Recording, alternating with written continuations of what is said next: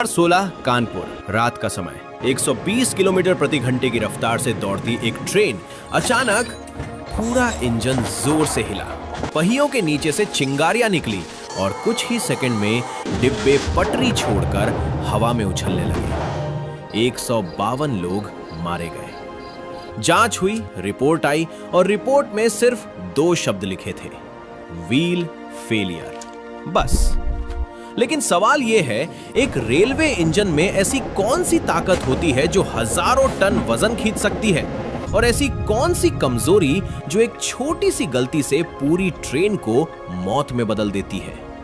आखिर railway engine बनाया कैसे जाता है, उसके अंदर कौन कौन सी मशीनें होती है, कैसे बनती है उसकी बॉडी, कैसे काम करती है उसकी ट्रैक्शन मोटर, ट्रांसफॉर्मर इतनी भारी बिजली को कंट्रोल कैसे करता है, और आखिर टेस्टिंग के दौरान कैसे पता लगाया जाता है कि ये इंजन लाखों लोगों की जान लेकर ट्रैक पर दौड़ने लायक है या नहीं।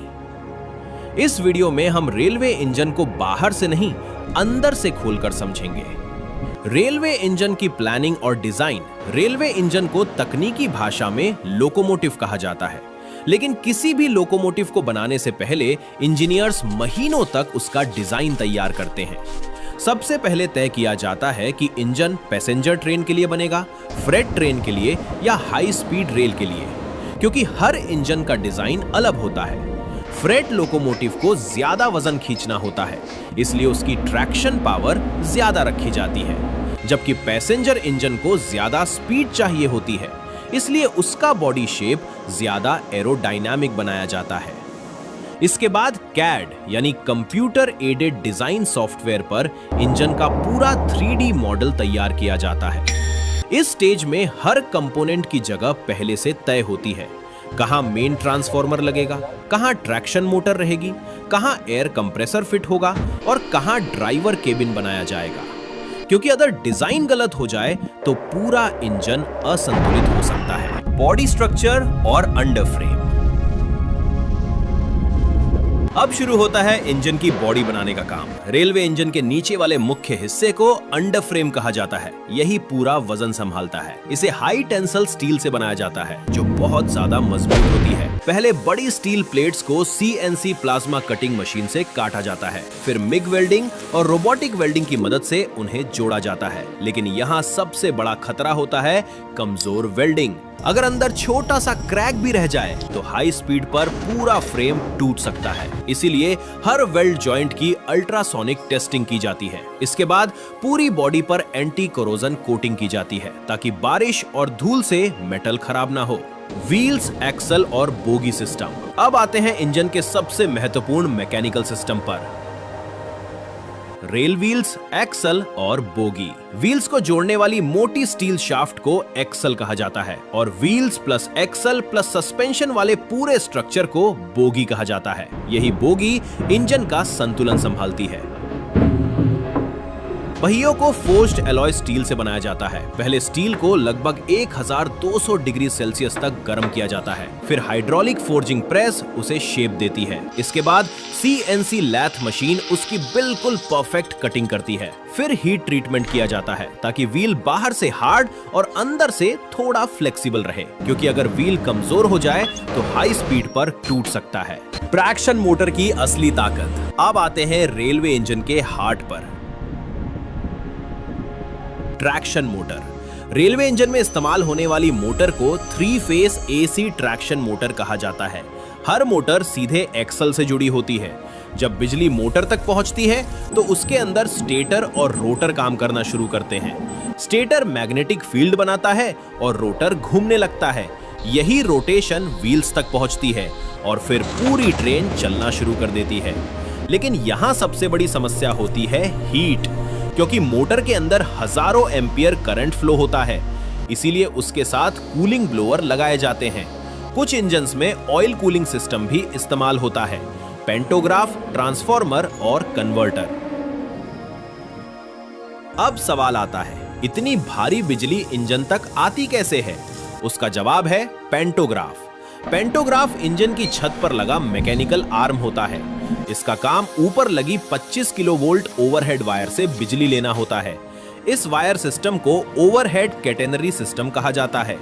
पेंटोग्राफ की कार्बन स्ट्रिप वायर को टच करती रहती है और बिजली इंजन तक पहुंचती रहती है।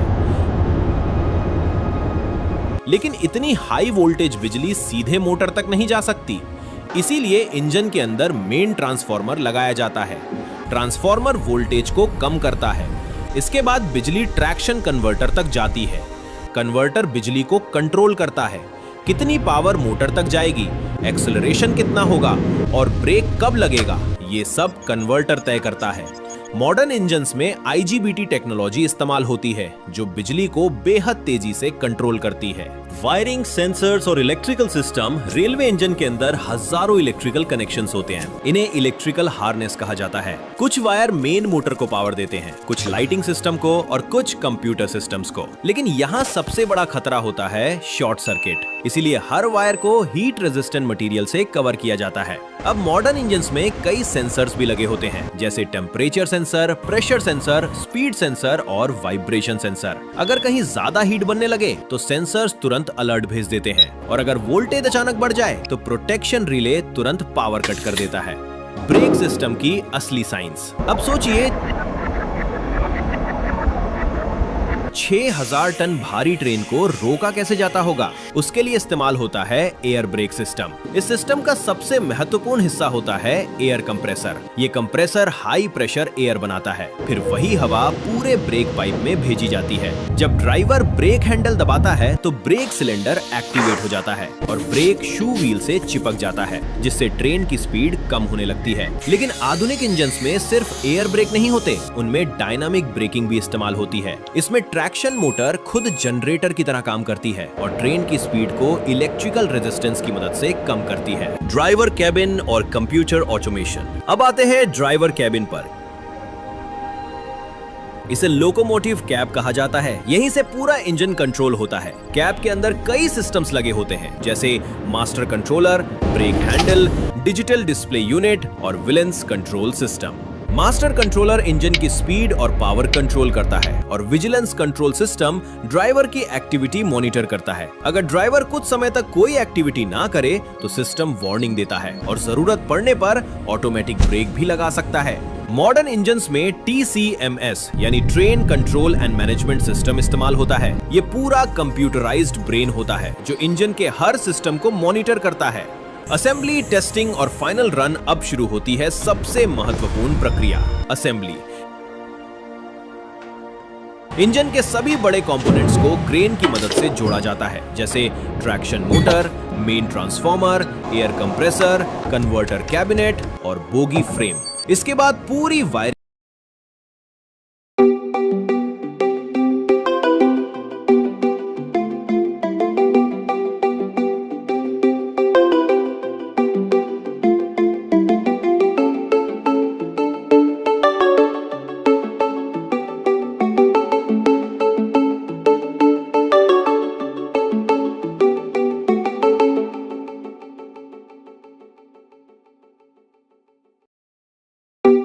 सेकंड उसके डेटा को मॉनिटर किया जाता है, क्योंकि रेलवे की दुनिया में एक छोटी गलती भी सैकड़ों जिंदगियां ले सकती है। और शायद यही वजह है कि रेलवे लोकोमोटिव बनाना दुनिया की सबसे कठिन इंजीनियरिंग प्रोसेसेस में गिना जाता है। जब आप अगली बार किसी ट्रेन को ट्रैक पर दौड़ते हुए देखें तो सिर्फ उसकी स्पीड मत देखिएगा, उसके पीछे छिपी टेक्नोलॉजी को समझिएगा, हजारों कंपोनेंट्स को, उन इंजीनियर्स को, उन वर्कर्स को, क्योंकि रेलवे इंजन सिर्फ लोहे की मशीन नहीं होता, वो इंसानी दिमाग, इलेक्ट्रिसिटी, फिजिक्स और इंजीनियरिंग का चलता हुआ चमत्कार होता है।